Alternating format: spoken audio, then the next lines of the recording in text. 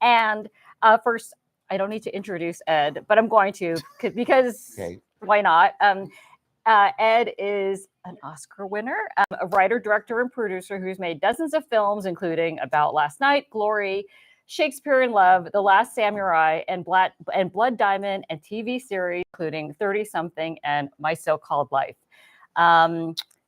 Huge canon, I guess as one says, and extremely impressive 4-decade-long career, which is an eternity in this industry. Dog years. Yeah. Film years. Yeah. So I want to get into some of the stories because the stories that Ed tells in the book are incredible. And you have great ones about Brad Pitt, Julia Roberts, Tom Cruise, and more. But since we're in Los Angeles, Santa Monica, technically, I wanted to ask you about the nervousness you felt about this book coming out, because this is not a town where people talk. It's a town where people don't tell the truth, and they certainly don't tell the truth to your face. So you've poured it all out. Yeah. And then it's about to come out. How do you feel? It's funny. I at a certain point had to make a decision, which is to say, if I were to be authentic about myself, then that earned me the right to tell the truth about others. And what I found in this genre, which I like generally, is that it's often a lot of humble brag and self-promotion. And obviously there's probably an element of that in this too. But I just realized that if people were stupid enough to misbehave in front of a writer, then they get what they deserve. Well, I've seen you called it not a tell-all, but a tell-some. Well, sure. I mean, I did draw a bright line between those behaviors. And by the way, I know we're talking about the dish because that actually is a smaller percentage of the book, I think. But I just thought that behavior that was about the work, right, that affected the work, yes, there was a legacy of the work, that was part of the work, that was fair game. Yeah. Things, the things that I know that I will take to my grave of, sexual peccadillos and, bizarre, and people who have their phones on during screens and shit. I thought that was out of bounds. Right. So that was the dividing line. So there are things, although the funny thing is, since I've written the book and come out here and try to talk about it, I realized 10 more things that I didn't talk about that I could have. The sequel will... No, I better leave them wanting more. Okay, so let's start with you before we get to some of the stories in the book. Okay, you grew up in Chicago. Yeah. Went to Harvard. Yeah. Which all sounds pretty charmed, but everyone's drive, particularly here, very noticeable, is typically driven out of, it stems from some kind of early adversity. I have found that often to be the case in having edited, Which is to say at least one dysfunctional parent. A dysfunctional parent, Right. And sometimes two. But in your case, your case, you wrote about one. Yeah. So tell us about your father. Okay. No, he was a charming narcissist, talented, hard charging, and one of those sort of suburban princes who, moved from the city of Chicago to the suburbs, got married at 23, had 3 children by 29. Wow. Hard to believe, actually, and really didn't have the language to deal with what that all was, and probably would have been better off had he not done any of it and stayed in the city. But he went through it, and he was around when he was around, and he was just as often not around. He was an alcoholic. He, he was in some way depreciating, and difficult in the way that a child of a narcissistic parent is very attentive, doubly so to that parent. My mother, in the meantime, was extraordinary and present and generous and long-suffering. You write about how your father, even though he was screwing up constantly with work and business, he always could charm the next person into giving him money. And somehow continued to get by through the years that way. You know, I never thought that I would have any understanding of that part of his life, but then I came to Hollywood. Right. You know, and the idea that one faces, you know, that sort of a boom or bust mentality constantly, and that everything seems to be starting again, actually in some way prepared me. I thought I would run from business, and of course, if you want to be in Hollywood, even as an artist, you're spending a disproportionate amount of your time trying to protect your art and to get the money to do your art and all of Well, I think you say in the book, correct me if I misread it, but that you actually think that dynamic you were accustomed to drew you to the cycles here. Well, certainly the narcissistic part having to do with dealing with really charismatic actors, you know, and that's a double-edged sword as well, because you know, it is a romance that we all have to partake of in order. My job would be to present them to the world as the world wants to see them. Right. But it's hard to do that without committing to it yourself. And my wife likes to describe me as a kind of Charlie Brown with the football. This time it's going to be different. Now we're going to stay friends, and they're going to be at our house for dinner, and it's going to become this very intimate relationship until the circus moves on and the dogs bark and I'm left behind, you know, cleaning up the elephant shit. But that's sort of what the director does. It's all in the service of this thing, and you're willing to do anything to accomplish that thing. And if it means a creation of a kind of intimate relationship, which is not false but situational, or if it means being withholding or an authority figure or a scourge or a confidant, you do what one does as long as you get it on screen once in focus. Well, you are at their... Oh, go for it. We're recording audio. Okay. And there's a little scratchiness. We're gonna Okay. fix it. Okay. I know that you understand this, so. Okay. Oh, no. You tell me. Whatever you need. You put it on the shirt if you want. Is that right? Sure. Put it on the shirt. There we go. Okay.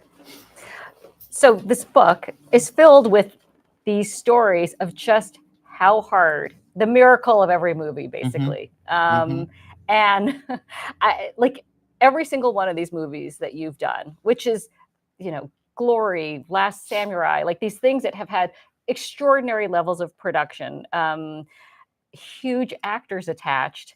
And a big part of it, though, because these movies are getting greenlit based on the actor, and the studio often telling you that they will make it happen if you can get Tom Cruise, if you can get Leonardo DiCaprio. And so can you explain what that dynamic becomes as the director, knowing that your budget, your green light is resting on making the most out of a star actor?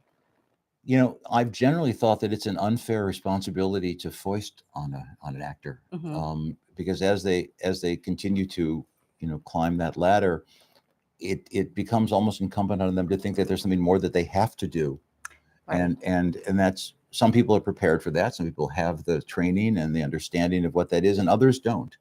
And it's most problematic when they don't know. It's doubly problematic when they're very young. Because when they're very young, they're usually surrounded by a universe of handlers and fluffers and whisperers and Mothers. Mothers, yes. Those there's one in the book who makes a real appearance. You know, and they're in a bubble, and that's all they hear, and it doesn't prepare them necessarily for what the rigors of production are or what the issues are, because how can they know it? They've never been up against it. I mean, the best time I've ever found to work with an actor is after he's finally or she's finally directed. Oh, that's interesting. Because they actually know what they're dealing with. Well, let's start with Glory. And you had this huge success with television, 30-something. Did it win 13 Emmys? Or have you won 13 Emmys? It's so hard to count them all, but Emmy winning. And then you doing I think even more so back then, jumping from television to film was like a huge deal, right? Yeah. And it was like being invited to sit with the big kids in the lunchroom. And you we're doing Glory, which was not you had done About Last Night, but Glory was a whole other level of production. About Last Night was based on a play. Mhm. And it was more people in rooms talking and Yes. fucking and what they were doing, right? Fewer horses and guns and Yeah. things like Yeah. that. So Matthew Broderick is fresh off of Ferris Bueller, Mhm. and he's the hottest thing. Mhm. And you write about that pressure that you I think probably in hindsight realized he was feeling, Mhm. his mother was feeling, and how that manifested on the set. Mhm. Well, it didn't, ironically, it was before the set. It was everything that preceded the set. Once it got to the set, he did the work and he was very good in the work, and that was okay. But in anticipation of it, I mean, who knows what he was being told? I certainly know what his mother told him, but I was, very young, not much older than he was really, and I had done what I had done. I was this, TV person of this whiny talk show, and he had, won Tonys and was in that Mike Nichols world and the Neil Right. Simon world, and Fancy. yeah, fancy, and I think he was probably, those around him would have been more comfortable had he been directed by Sidney Lumet or Peter Weir or some of those guys at the moment who were, Right, not the appropriate. TV guy. Yeah, the TV guy. And I mean, of course, what the TV guy found eventually was that between the time of making that first movie and the second movie, I had shot, 60 hours of television. Yeah. And when you look at the careers of real directors like George Stevens and John Ford, I mean, they shot hours and hours of two-reelers long before they became big movie directors. Mhm. And it's about shooting film like The Musician, about getting your chops and learning how to do things. And the funny part is that, yes, horses and guns and the same way as tanks and airplanes, they're kind of easier because they're machines. It's the human part that's the hard part. It's the X factor always of personalities and the sort of conflict of personalities or all of that. Well, I can feel your stress when you're in the telling of this saga in the I thought you meant book. now. and so you've been entrusted with a very large budget. Yeah. One of the biggest stars, Mhm. and you're trying to hold it all together. Mhm. And I love this, how you explain how executives and agents get involved in this, and there are things stars will not say directly to your face or will, and then the agent will call and contradict it. It was the age of Mike Ovitz, and Mike Ovitz figures prominently in the plot. Yep. Yes. And it was one of those moments when you just realize how things work. Mhm. In fact, that there was, the unseen hands that went far beyond the studio heads or anybody else. And yeah, it was a learning experience in every regard. But he also picked on the wrong hippie. I didn't care. I mean, I knew this thing was so important to me, and I would do whatever it took to get it through, and it included going against him and whoever else. It was a Chicago thing. Well, the whoever else is Patty. Yeah. Okay. No, yeah. His mother was had been a playwright of no renown, but smart. I mean, knew her stuff, and let me back up. The big mistake is a mistake that is more appropriate to the context of the moment, which is to say, this was 90 or something like that, and the notion that one would tell a story as a white savior narrative was just the knee-jerk response. Right. But it wasn't my intention. Right. The true story had this young man with the responsibility of leading these black troops, and that was all true, and I was determined to be truthful about it. But her intention was to, in beefing up the part of that young white man, was to change the dynamic and to make it seem subjectively told from that point of view. Right. And that was just not my intention, and I took it upon myself in every way to try to sabotage that. Right. First by rewriting, then once I really was able to cast who I wanted to cast, when I had Denzel and Morgan and Jimmy and Andre and these guys, it was so clear that they were in a state of rapture. Yep. If they were hearing something that they were representing, something that I could even barely understand myself. Right. And maybe the most important lesson I learned was when there's something like that is happening, that you have to just humble yourself and get the fuck out of its way. Right. But I also had to fight her in this prep period because she was an expert in Emerson, so-called. And Emerson was the head of the Brook Farm community. It was about abolitionism and all of that period in American history. Important, but not necessarily central to the story we're telling. It's the preface to the story. And so I fought her back on a lot of things and then figured out ways as I was shooting, even as I was shooting manipulatively, to be able to cut them once I put the movie together. Well, It's the truth. And so that when I showed the movie to the studio, I basically cut the first 15 minutes, the first reel and a half of the movie. wow. I mean, it began with they hadn't, forced onto the film was young Robert Gouldshaw at Brook Farm, young Robert Gouldshaw reading Uncle Tom's Cabin, young Robert Gouldshaw listening to Frederick Douglass, young Robert Gouldshaw practicing it. And it was just His hero's journey. it was such horseshit. I directed it. We shot it the first week. It looked terrible. The DP, who was an Academy Award winning DP, was suffering. My editor came to dailies, and with the guy named Norman Garwood, the designer, they came wearing sunglasses. They were just so, upset. Wow. And when I put the movie together, Steve Rosenblum, who had been my friend and then editor since film school and ever since, Oh my God. we looked at it. We said, not in the movie. We knew that even then. And so there's a great story. It's actually a Frank Capra story about Lost Horizons. Lost Horizons, if you remember, these people on this plane going to Shangri-La. And he had written and shot all of the people in their various lives, in their backstories. One is a thief, one is in a romance, whatever it is, coming to this airplane. And then they get on the airplane and they fly and the airplane crashes.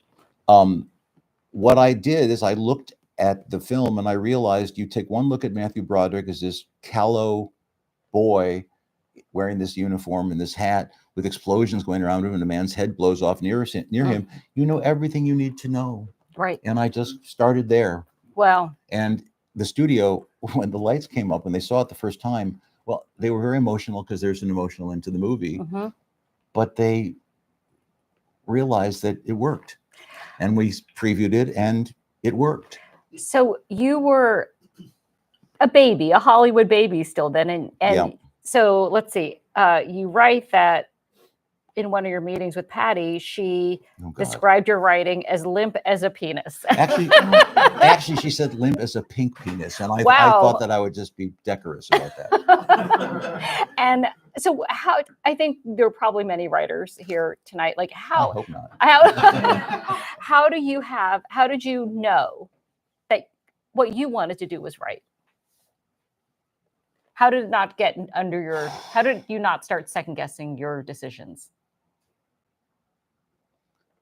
All we have are our instincts. I mean, there's a phrase that I heard another director talk about. He talks about Custer decisions. Custer says there are no Indians over that hill. Follow me. But he doesn't know. Right. And he was wrong, in fact. Right. It is like I actually do use a metaphor in the thing about like a 18th century or 17th century sailing ship where everyone is a master. They could all, the dolly grip 10 times out of 11 knows where I'm about to go put the camera. Okay. I say, let's move over, and it's already there. Right. He's made 30 more movies than I have. And I surrounded myself always, certainly in the beginning, with people who knew much more than me. Right. You say, which is something most people don't want, that you surround yourself with more experienced people. And you ask a lot of stupid questions. Right. Yeah. So the opposite experience in terms of an actor on Glory was Denzel Washington. And I think people can't really remember now, but Denzel was not a household name by any stretch then. can you just talk about how you found him and what you saw? Well, I mean, we had met once. He was on the lot at CBS when we were doing 30-something. They were doing St. Elsewhere. We'd met Right. briefly. I'd seen him on Broadway. It didn't take a rocket scientist to see what his quality was. It was evident to everyone who really thought about it. There weren't as many great parts yet for Black actors, really, in those kind of movies. Yeah. There's a guy who produced the movie for me, a roguish, lovely man named Freddie Fields, and Freddie had been a famous agent and a very Hollywood character. But he, I remember seeing the first day's dailies of Denzel, and he's in a shot with Morgan Freeman, no slouch, Andre Braugher, no slouch, Jimmy Kennedy, and in that scene, all you could look at is Denzel, and Freddie is drinking vodka at the time, and he sort of looks up at the screen and goes, "Jesus fucking Christ, the kid carries his own lights." Wow. Wow. And that sort of said it. And but obviously what I saw was so much more, that he had a quality that was so present, so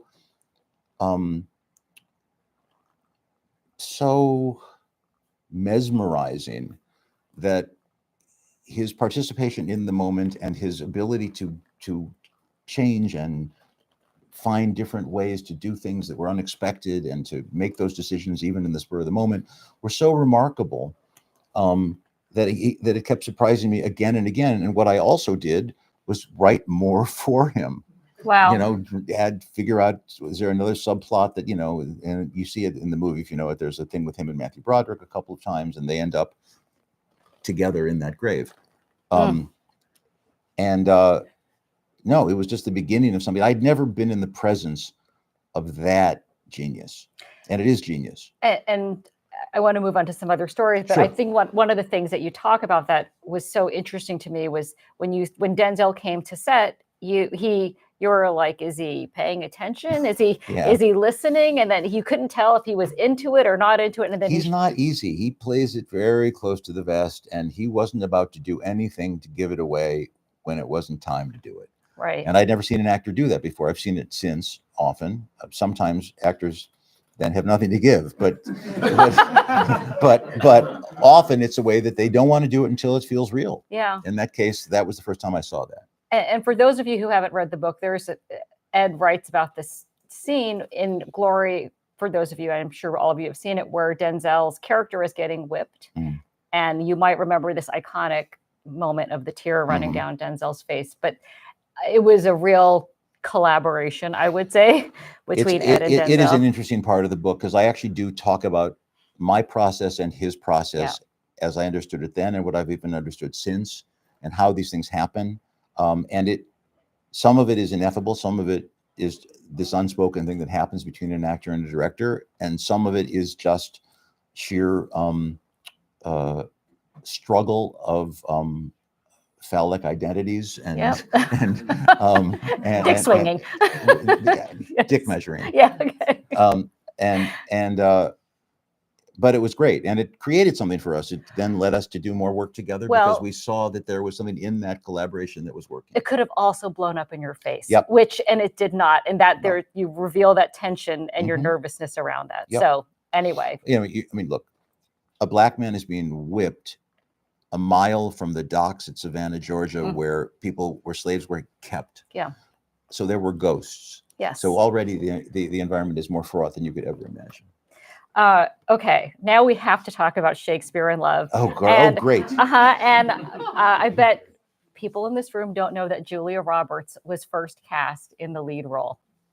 And this was your passion project. You picked this out. You got Tom Stoppard. You flew to England and got him to write the script. Yeah. And Julia Roberts was your star. And then she wasn't. There's a line that I do quote. I think it's from a Fitzgerald story, where it says about a young flapper that says she was young and she was beautiful, and though she'd never wrecked a railroad, one could tell that her destructive period was just beginning. Well, Well, so Ed describes in the book, he's flying across from London to Los Angeles. Julia Roberts is 23 or 24. They have not cast the male lead yet. And Ed has all these ideas of who he wants. These great British actors. I'd met them all. Yeah. Oh, well, yes. You put in a lot of work. I think it amounts to $6 million, I think, is spent on all of this for something that's not going to happen. Well, we built the set. Right. You built the Bard, right? You built the theater and everything. Yeah. And so Julia, they're flying in, I guess I'm presuming first class. Definitely first class. Okay. And she's telling you she wants Daniel Day-Lewis. Yes, but you have to remember what first class was like in those days. It was literally like being in the same bed. Right. I mean, you were not little pods. You were just right there. So it was intimate. And she just wanted to talk about it. Yeah. For almost the entire. Well, yeah, she wanted it to be Daniel. And Daniel Day-Lewis was a great choice, except Daniel Day-Lewis was committed to his friend Jim Sheridan's movie called In the Name of the Father. And Jim Sheridan had directed him in My Left Foot, for which they won the Oscar. I mean, it was an obvious thing that he was going to do it, and had told me so when I met him. Yep. Julie wasn't content to think that could happen because she was Julia. Yes. And so she set about trying to get him to do it. And I if I recall, there are many incidents where your wife Liberty is in this story, and I think you came home. She's and she's a supporting player in yes, this book. and Definitely. I kind of love her, even though I've never met her from this You're book. not the first to have said that. Yes, and I think you came home and told her this, and she basically said, like, "You idiot," like, or something like that. Am I right? Like, you just got played by, this actress, and I can't quite remember. It's not exactly that. It was worse. No, it was describing to her the flight and what was going on there, not having read the room or the phone when she revealed that, there was it one kid or two, one of whom had a sinus infection, and she'd been up all night. Yes. And, I'm so sorry for you that you're flying first class with this young the starlet. biggest actress in the world. Didn't play yes. well. And to fast forward, God, the story's so crazy in the book. To fast forward, you're back in London, and she's reading with Ray Fine, and I think Hugh Grant came in, and every huge British theater actor of the time, and she wasn't having it. Right. Correct. Okay. So she's reading with Ray Fine, and I think you said there was, less than zero chemistry. Right. She wasn't going to give anything. Then you get a call after this. No, I actually called to talk to her about it, and she had checked out. That's right. And literally checked out. Mm-hmm. And was the next call from her agent, the studio? Oh, it took a day. I mean, it was just, nobody wants to have those conversations or tell you what's going on. The really upsetting part was the studio did not hold her feet to the fire. Right. Which they should have done. And it probably would have worked out, but those were different days in terms of actually the kind of juice that a movie star could wield. Yes. When there were movie stars. Yeah, there were movie stars at Yes. that moment. Yes. Okay, fast forward. So the project's dead. You moved on, and then you get a call from. Well, all I'll add is that it took 6 years, and I showed that script to every studio twice and every independent financier, and couldn't get anybody wanting to do it at all. And there was money against it. There was significant money against it, $4 or $6 million, which was a lot of money at the time. And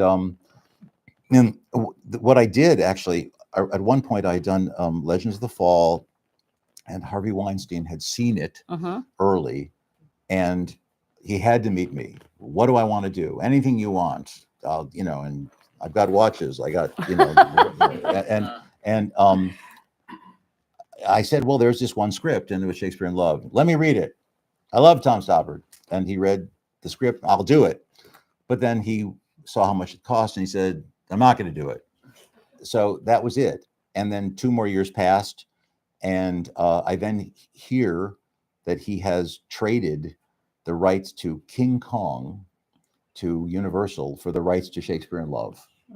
That's a swap. And then not only is he going to do it, but he's going to try to cut me out of the whole process. And you don't allow this. It's the Chicago thing again that I was talking about.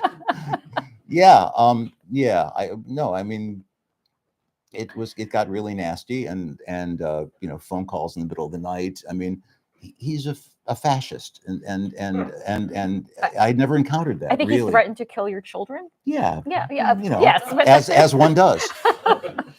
and then Gwyneth Paltrow is eventually cast. Yeah.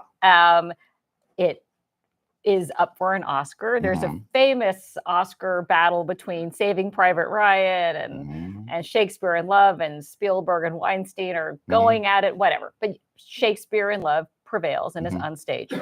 And so I just have to share with you, someone when someone saw I was interviewing told me that they had made a bet with you before that night and said, if you're allowed on that stage, I'm betting you $10 you're not allowed on that stage. And then you ended up mailing the $10 later. Seriously? Yes. Pretty good. Yeah. Okay. Yes. Good source. Yeah. Sort of true. I mean, I what can I say? It was true to form. Yes. And as has been demonstrated since, it's not a good idea to perpetrate an act of violence on the stage at the Oscars. Correct. Not a good career move. Correct. So I somehow refrained from doing that. Yeah. Yeah. Yeah. And I think I know how you feel about. Well, by the way, I mean, I see somebody in this room was involved with the Producers Guild and stuff, and that was when it was created, called the Harvey Rule. Oof. And the Harvey Rule was that people not actually involved in producing the movie should not be given credit producing a movie, and that's where the PGA mark basically started. Right, what you see on credits at the end behind people's names. Yep. I just have to ask, how do you feel about how things have turned for him? What do you mean? No, I mean, if you wait long enough by the sides of the river, the bodies of your enemies will wash past. Yes. That's how I Okay. feel.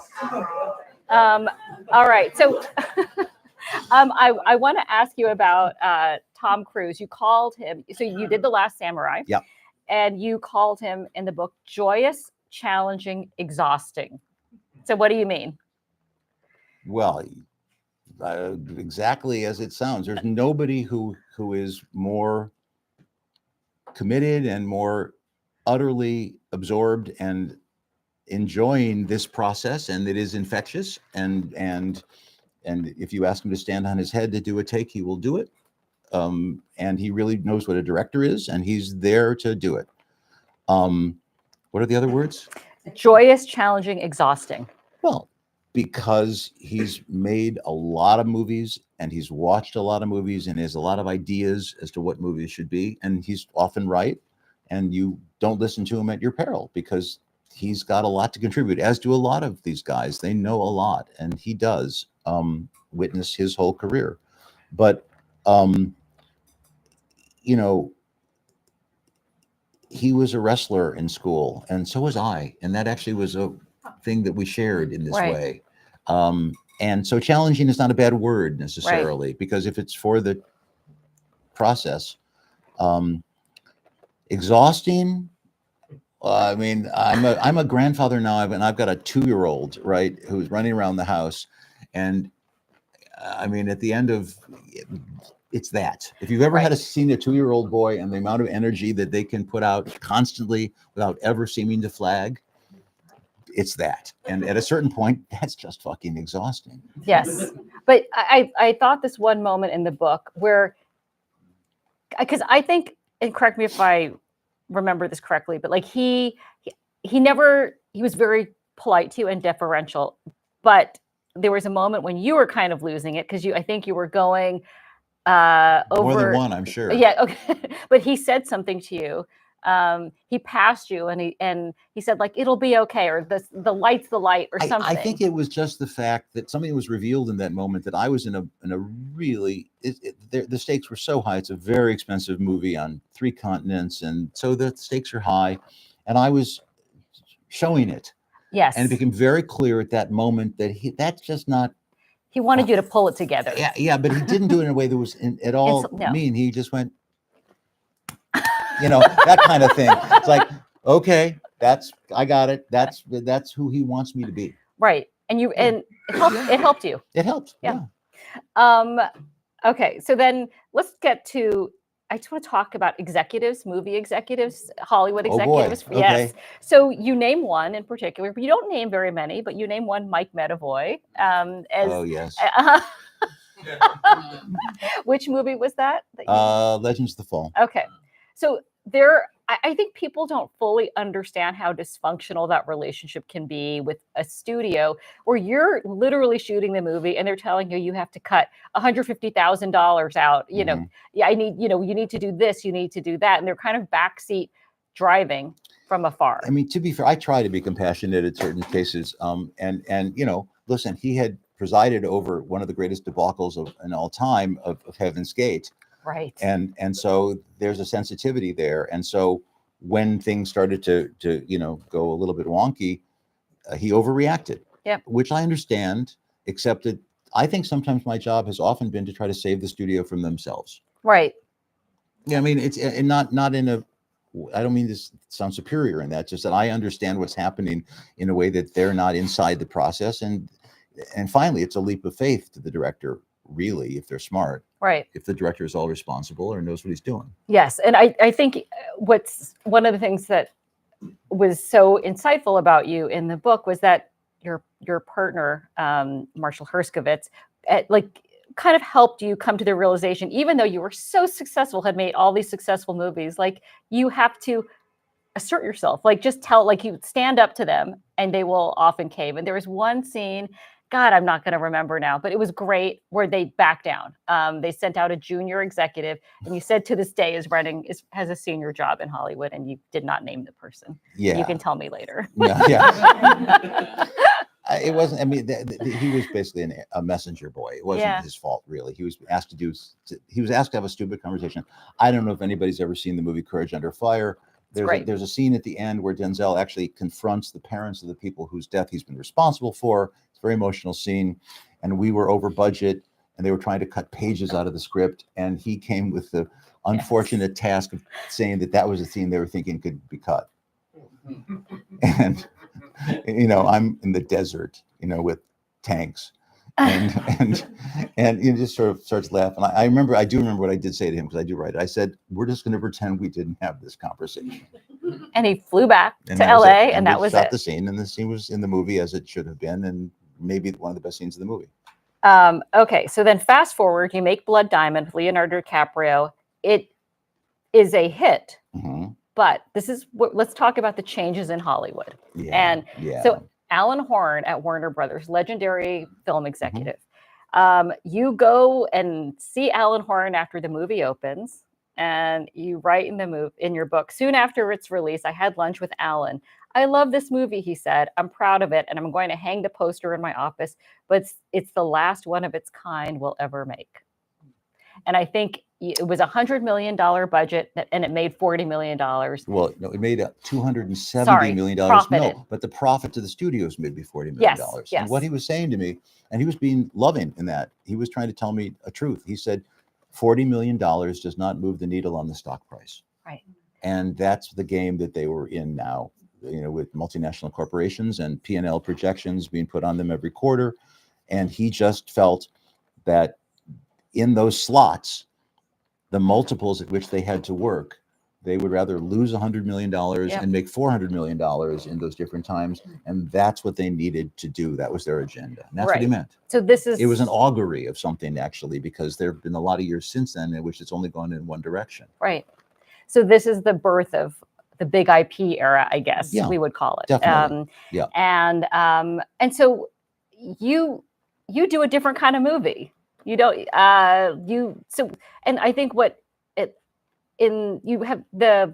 your work, everything is so different, right? My so-called life, Courage Under Fire, The Last Samurai, I'm sorry, like none of these things hang together as in a way that I think people in a career today would expect. And so you talk in your book about what draws you to a story and what doesn't draw you to a story now. And so what's the common theme of why you picked these incredibly disparate projects? I was actually, I was asked that once before, and it's not something that you tend to think about your own work that way, or you try not to. I actually think that finally the movies are all the same, that it's all about the relationships of the people and what happens in those personal dramas, and everything else is creating an edifice on which those dramas take place. Certainly you want, in the movies I've made, there are ideas. Yeah. And the ideas are often what makes them epic, as much as, say, the landscape or the struggle of the politics. And somehow you hope that those ideas can vest in the characters, that each informs the other. But I think that the idea of 30-something was that the inner lives of a marriage and a family and friends can be described epically. And the same reason that you can talk about the regiment in the Civil War, that it can be described intimately, that they are in fact the same. And I've never thought of them as being very different. Yep.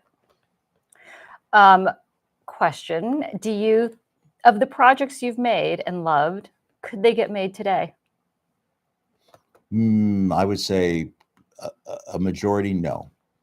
I mean, I think that's just a truth. I think that it has to do with grown-ups. It has to do with grown-ups going to movies and them deciding that they were too hard to get to the movies, and that they had to make what they called 4-quadrant movies, which is to say a movie that appeals to, or at least 3 or 4 quadrants, women under 25, women over 25, men under, that at the prices that they were paying, at the marketing, at the amount of profit they wanted to get, they had to create something that would be appealing to that size of a group. Well, what appeals to that kind of group? Things that are less challenging, that are less threatening, that are more palatable, that have a certain homogenized feel. And the movies that I've made are, at least to some degree, disquieting or more rarefied or particular or niche or whatever word you want to call them.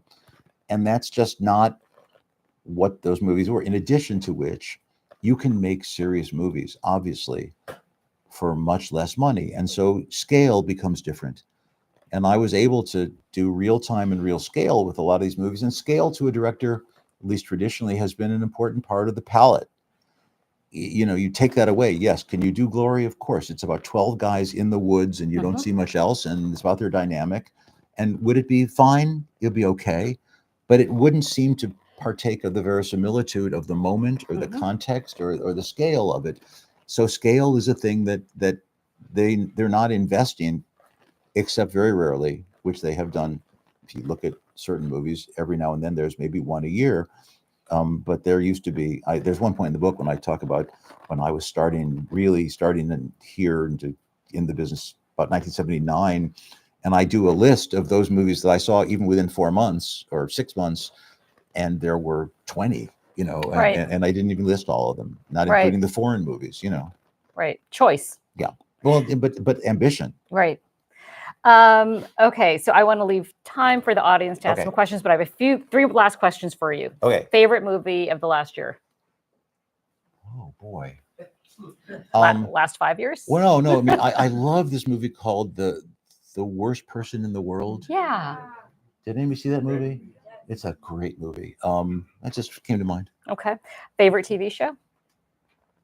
Well, I mean, I saw what Steve Zalian just did with Ripley, and I think what he has done, and Scott Frank too, that they've finally cracked a code where a limited streaming show can do to the novel what movies have done badly, which is to say, to a novel they've always leached out everything but the plot or something, or it's like just standing in for other things, and they're hurried and wrong. And what Steve did in Ripley, with a sustained aesthetic and an amazing rigor, and what Scott Frank did in Queen's Gambit and whatever, I think these are more like the novel experience. Right. So I would say they are hopeful, those two, and there's a lot of shit around it. Well, which leads me to my last question for you. What is the future of Hollywood? Are you optimistic? I'm not optimistic. I mean, there will be adaptations. There will be all sorts of. It's not going to disappear. You just hope that it doesn't become opera. Right. You hope that it doesn't become like a sort of a privileged, overpriced, sort of nicety. And obviously, it should be popular culture, and it has a role in popular culture. It will still have that, but it won't be the same. Well, this executive I had lunch with today said it's not fun because no one's having fun. Executives aren't having fun. Can fun happen again? I swore I wasn't going to be that old fart who would always say, "Oh, in the old days we had fun," because I heard that about all the guys going down on their boats and John Ford, and I mean, yes, it'll be fun for when you're 30. It's always fun, no matter what you're doing. Okay. By the way, I think your kids work in the business, so there's something that attracts people to still do this. Well, my daughter's making the mistake of writing literary fiction, so I'm not sure that's the business. Okay. So it's an even worse choice.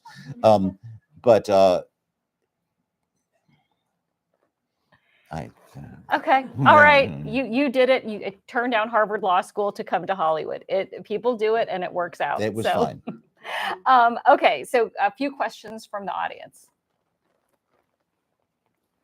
Sort of, excuse me, to follow up on that sort of old fart thing you were talking about. Thanks. There's a scene in the book that sort of haunted me where you joined the Directors Guild at a young age. Yeah. And you're surrounded by these older directors that are unhappy because they're not working. And I was wondering, how often do you think about that, and how much does that motivate you to write this book, find the next project, stay involved? Well, they were younger than I am now, and they were very upset. Not that they weren't making money, not that they weren't getting sort of the phone was ringing or sex or fame. They were upset because they weren't connected to a project, to that thing that you feel when you are just affected onto something that you are passionate about. And I knew they missed that. What I vowed is that I would try to be supple enough to still have that feeling. I talk about Sidney Pollack in here a lot, actually. He was very mentorial toward me. And he talked about having made the mistake at a certain point to still trying to keep making the same movie after people didn't want to see that movie. And he was literally about to change that, frankly, when he got sick. But it's what I do realize is that we all came to do this because we loved it. We loved it. We were that kid in high school theater, or we had the Bolex that we threaded ourselves, or whatever it was. It was of love. And that's the thing and whether it's talking about whatever they're going to do, it's going to be there for people still who have that love. And that's what when I don't feel that is when I'm just going to stop. Bob, I read an interview that you did, and I'm sorry, I don't remember the publication right now. But you mentioned learning from failure. Mm-hmm. And I was wondering if you could talk a little bit about that. What Well, that process is, how do you do it? Well, I think failure is baked into the process. I think it's maybe the most important part of the process. I think that success is essentially mystifying. I think when success happens, you're a little bit unnerved. You don't question it. You're trying to say, well, what did I do that was right? And it's hard, and you're encouraged not to. And the worst thing you could do then is even to try to repeat whatever that was, because it was inevitable. It just happened. Whereas with failure, you submit yourself to a real process of scrutiny and humiliation and shame. But the greatest thing that can happen is that when you realize it was more about the anticipation of failure, the dread of failure. When failure happens, it happens. And you get up the next morning, and what do? You get up. And once you've gotten up and you can just determine that you have the same resources that you brought into that process before, you still have them. And I think the idea of coming to understand that it's not if you're going to get knocked down, but when. And if you look at any director's IMDb, any director has a long career. There are always gaps and big, huge mistakes, and that's what it does make you stronger, because the next time, because there's going to be another failure. I mean, that's the title that I gave it. Was based actually in my mind on something that Preston Sturges once said, that a hit is the thing you do between flops. And so you just you accept that it's in the DNA. Do you And- feel other directors are doing this type of self-reflection? I hope. I don't know. I mean, look. When I do say, there's one sentence in the book. I say when directors meet each other, if they don't know each other, they just tend to fall into embrace because they know they're not competitors; that they're survivors. Over there. Yes. Could you, based on all this experience you've had, give us a little insight, I guess, into what you see coming? I think you've already kind of hinted that some projects couldn't get made now. Specifically, like I'm a SAG-AFTRA actor, but I'm also an influencer, creator, and now we have all this streaming stuff. Where do you see? I just wrote a book and I became a direct marketer. Right. I'll post a TikTok for you too. Right. Okay. But I work my ass off as an actor, and I'm just curious, where do you see like entertainment going? And like, AI is a big part of this. Also, my 9-to-5 job, I work with the Milken Institute, so I just watch a panel with like Jeffrey Katzenberg and Yeah. Brian Grazer and Justin Baldoni. I think you'll get a much better answer from them than you would from me. I'm not a prognosticator. I don't know. I am more in my bubble. I just don't know. I'm sorry. Can I get my money back?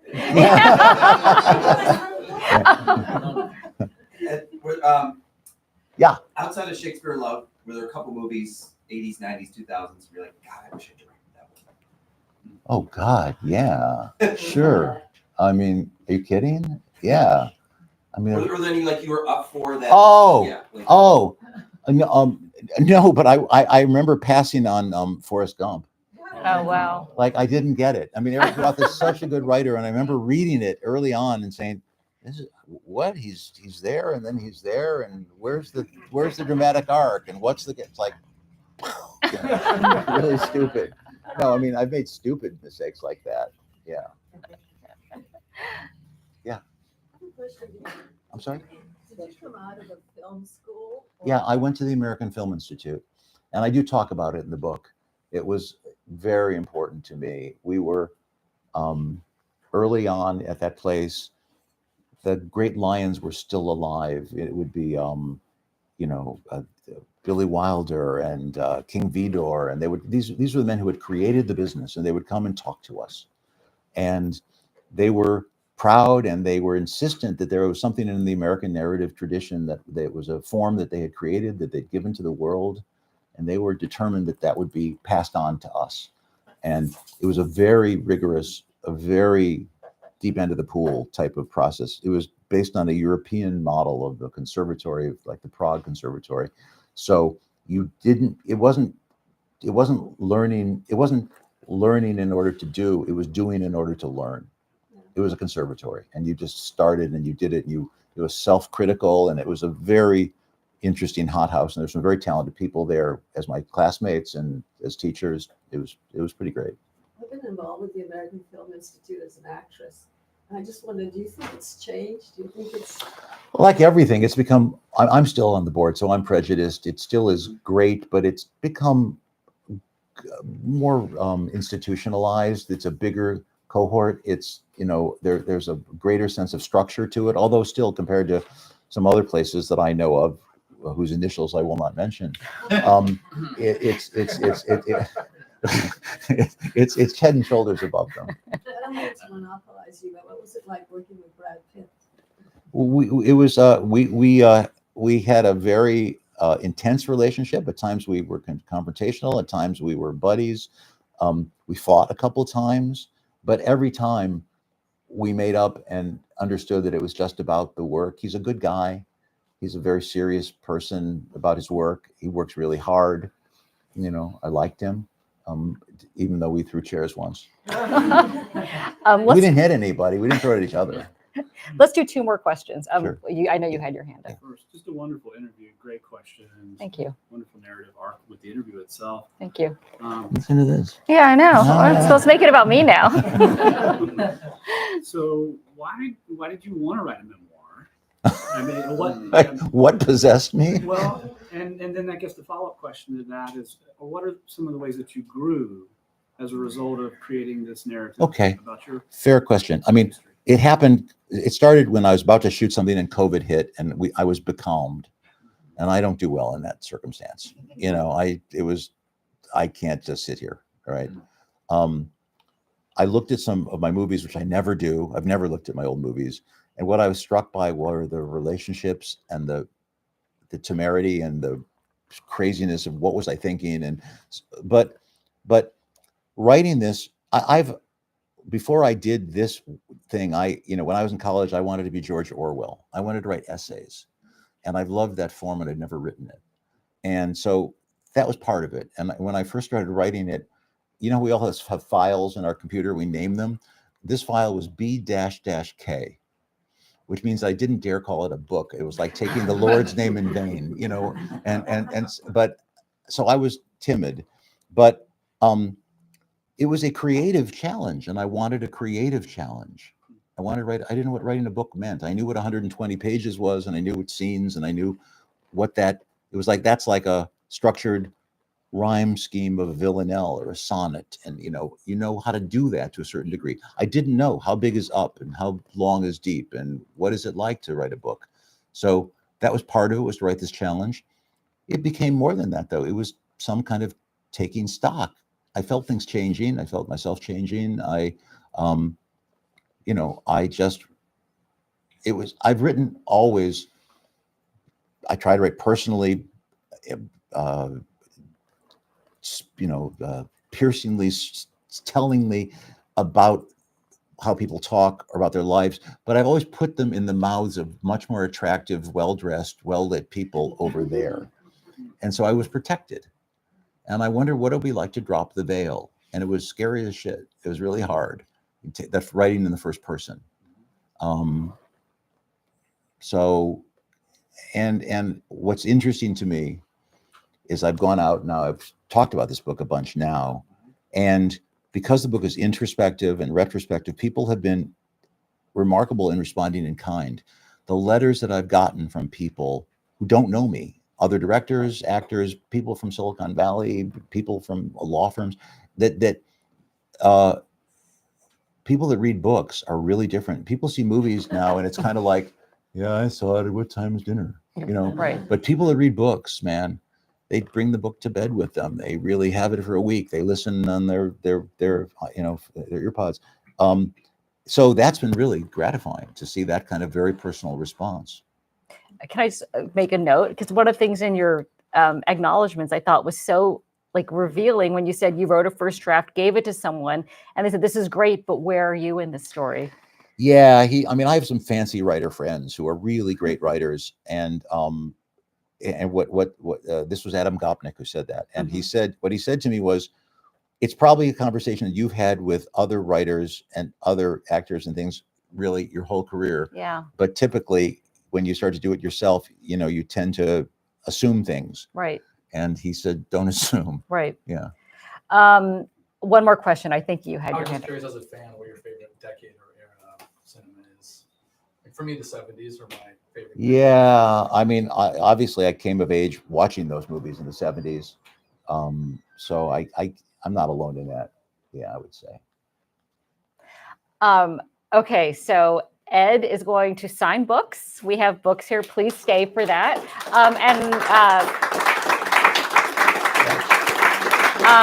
Thank you, Ed. Thank you. It was really fun. Yes, thank He you. was right. You should think about doing this. A job in journalism. Yeah. You might Okay. have a future. So everyone, please read Hits, Flops, and Other Illusions. Great read, and thank you, Ed Zwick. My pleasure. Thank you all. Thanks. So good. It was really fun. No, good. Thanks. Great. Thanks. So. Okay, where? Okay, are you ready? You got your Sharpie? They Yeah, probably sure. have one. I don't know where we're doing this. Over there? Thank you very much. Huh? Thank you. Thanks. Let me see. All these microphones. I know. So many microphones, so little time. Let's see. Okay. Someone should come tell us where. Where are we doing this? So you're gonna sit on the couch. I'm gonna sit on the couch. Okay, fine. Okay, that's cool. Do you want some microphones? Yeah. Oh, there you go. Thank you. Sure. 101 Dalmatians. All right.